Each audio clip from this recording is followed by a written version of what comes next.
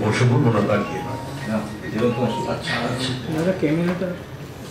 নমস্কার, শুভ সন্ধ্যা।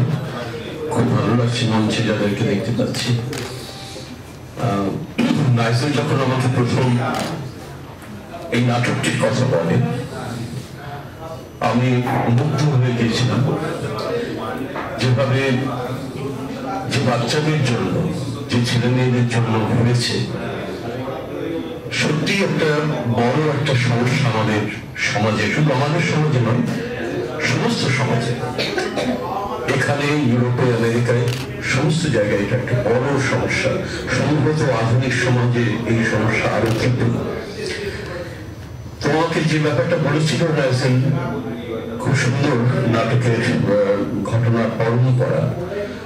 তারপরে আমাকে যখন বলি যে একটা শুরুতে একটা কবিতা লিখতে হবে, আমি ওকে বারবার ওর সঙ্গে কথা বললাম, শুনলাম বিষয়টা।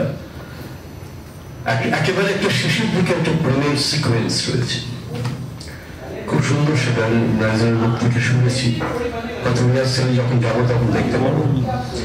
তো সেই জায়গাটা থেকে আমি একটা ভালোবাসার কবিতা আমি লিখে দিয়েছি নাটকের জন্য, এবং এটা আমার লিখতে পেরে খুব ভালো লেগেছে। আপনারা নাটকটা দেখতে আসুন, এটা একটা সামাজিক কর্তব্য। নমস্কার।